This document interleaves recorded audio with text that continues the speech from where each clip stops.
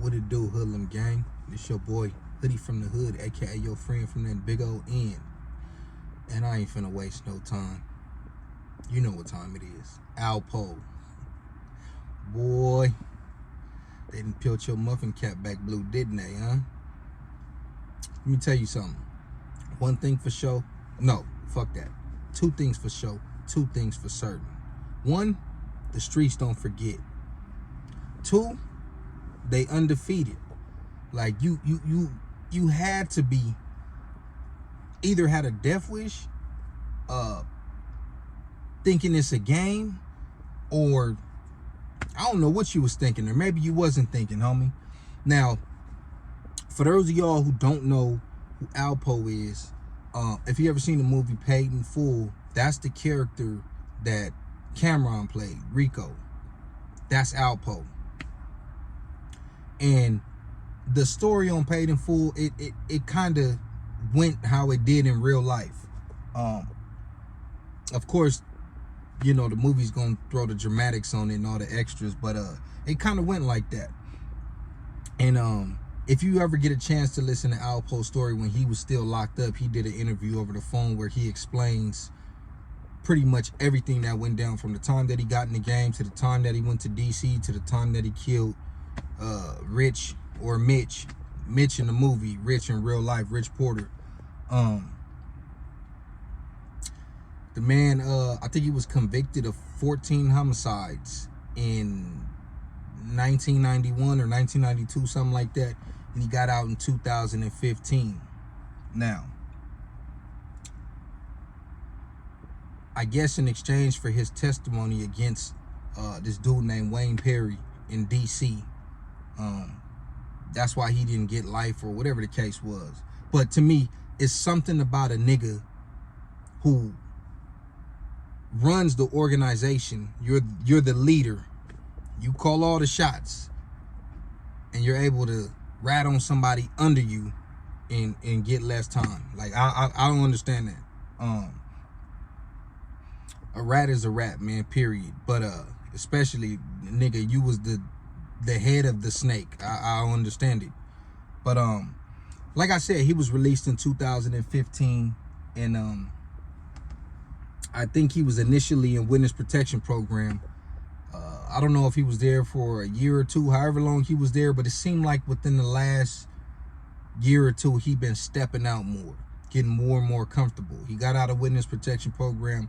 I don't think, well, I don't know if he moved back to Harlem, but he definitely moved back to that side of the map, somewhere in New York, but he was always in Harlem. I heard stories of him walking through Harlem, no security. I heard he even slapped individual or two for calling him a rat. Like he was one of them tough rats, you feel me? Like I said, people don't forget, man. It could have been somebody you did something to back in the day. It could have been one of their family members that's old enough to make their own decisions now. They could have been, you know, a baby at the time, and you might have knocked their dad off or had him knocked off, or you ratted on his dad doing all day because of you, whatever the case is. Could have been one of them people you slapped, ain't no telling. Or it could have just been somebody who felt like enough is enough and wasn't even connected to the situation. See, this is what I be trying to tell y'all. When you offend so many people, you never know where it's coming from, homie. You never know. And I feel like Alpo is the one who started this whole ratting, coming home and just, you know, acting like everything's sweet. I think that opened up the door for 6ix9ine.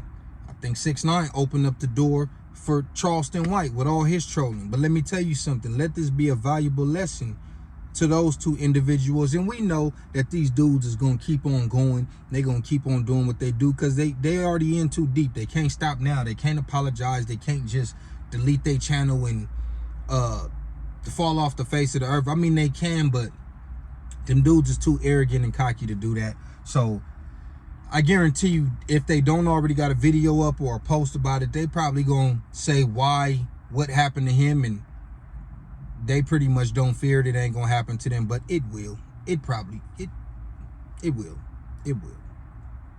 Especially 6ix9ine. Especially him, homie. Because he's actually out a little bit more than Charleston. Charleston hiding in some small ass town somewhere. I don't even know where that nigga live, where he from, none of that. Like, that dude ain't out like that. 6ix9ine actually think he tough, and he's telling people to do something to him. Come do it, come do it. And from my understanding, Charleston Custerson, as C-Mac would say, Custerson White, he at least be showing he got a little blower with him. You know, that ain't really gonna help you when you got multiple people, you know, or even if it's one person, he just get the drop on you. I mean, it don't matter. But 6ix9ine's really out here naked, homie. Really, like, do it if you gonna do it. But yeah, Alpo, man. Good riddance, homie. Oh well, that's what happens. And you know what fucked me up about this? I had already started seeing like a lot of people like shift their opinion, like not really.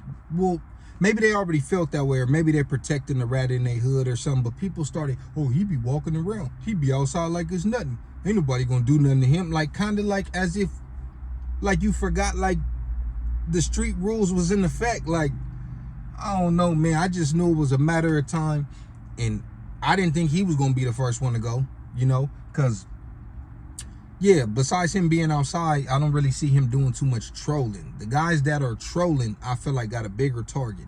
And if that happened, well, let me rewind. He ain't got to do too much trolling. He got a gang of niggas watched, and a gang of people is dead behind him. So that's way more serious than a nigga just running his mouth on the internet. Charleston running his mouth, he gonna call the police. 6ix9ine running his mouth, he ain't gonna do nothing to nobody. These guys are not threats. This guy was actually a threat at a point in time in another way, not just getting on the stand and telling on you. He was actually a force to be reckoned with in his heyday. So you know, anybody could be touched, homie. Anybody could be touched, man. If that's what y'all aspire to be, a tough rat, a troll, just look at that right there, homie. There's no time limit for disrespect. The streets will never forget, and the streets are undefeated, my nigga. So, like I said, man, y'all better take heed to that. Motherfuckers better stop playing out here. It's really not a game. And you got people that are serious. You got people that if they want you, they're gonna get you. Look what happened to the this is a side note. Obviously he ain't no rap, but look what happened to FBG Duck and all these rappers. Broad daylight and high upscale areas, homie. And niggas is gonna do what they gotta do if that's what they feel they need to do, homie. So y'all can keep looking up to these clowns and custers if you want to. You know what I mean? You're gonna end up like that boy, man. But anyways, this your boy Hoodie from the Hood, aka your friend from that big old end. Like, comment, subscribe, and share. Hit that notification, all that, if you want to be a part of the Hoodlum gang. Thanks for rocking with me. I appreciate y'all, and I'm out.